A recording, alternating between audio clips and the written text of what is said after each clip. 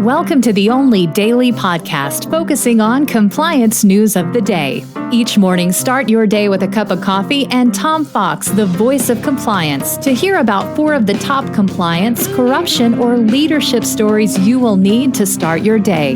The Daily Compliance News is a production of the Compliance Podcast Network. First, a word from our sponsor.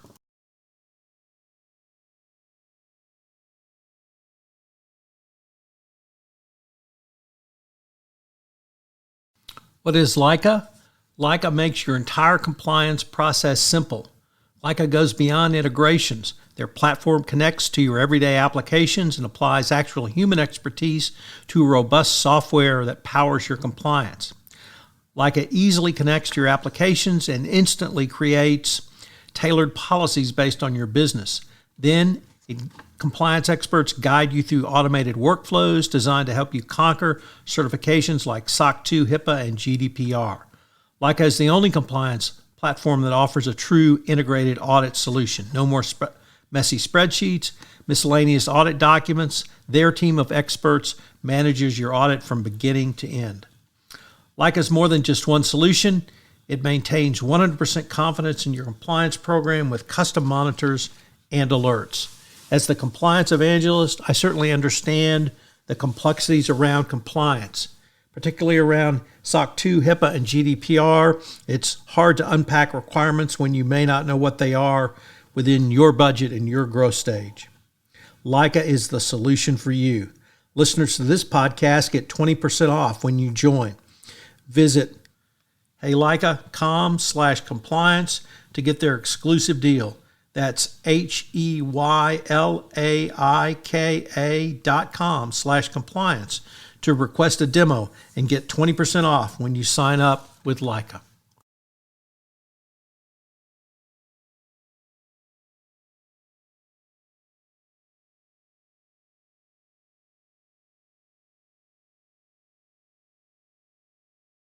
The Daily Compliance News for December 16, 2021, the Happy Birthday Michele edition. Yes, it's my wife's birthday today.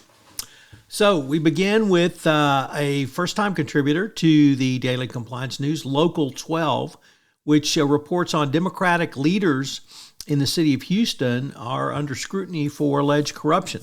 This includes Harris County Judge Lena Hidalgo and Houston Mayor Sylvester Turner. They're both alleged to have sent large business contracts to wealthy donors and or contributors. Next up, another first-time contributor to the Daily Compliance News, the UN News. And it says that tackling corruption is important for sustainable development. Corruption spreads through societies and erodes people's trust in institutions and leaders, says Secretary UN General at an anti-corruption conference this week, stressing that greed over need harms us all.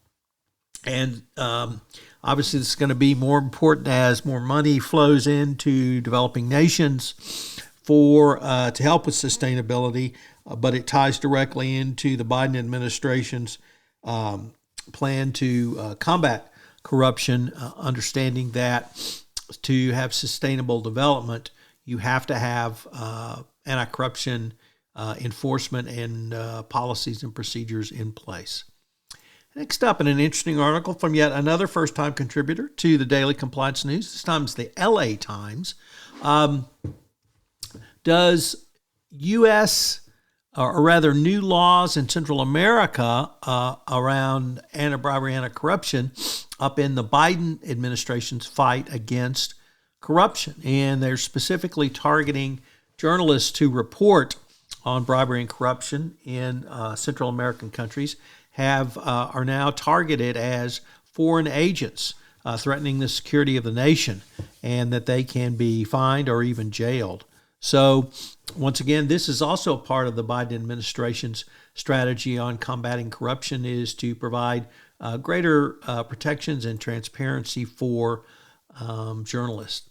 And finally, from the Washington Post, key findings from the Pandora Papers. Number 1, country leaders in 5 continents use offshore banking to hide money. 2, governments launch investigations after secret papers show that the rich are shielding money.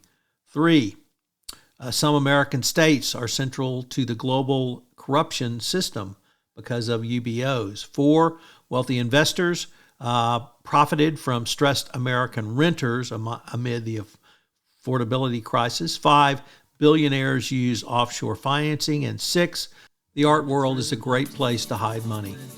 The Daily Compliance News is a production of the Compliance Podcast Network and a proud member of C-Suite Radio. Thanks so much for listening. I hope you'll join me again tomorrow.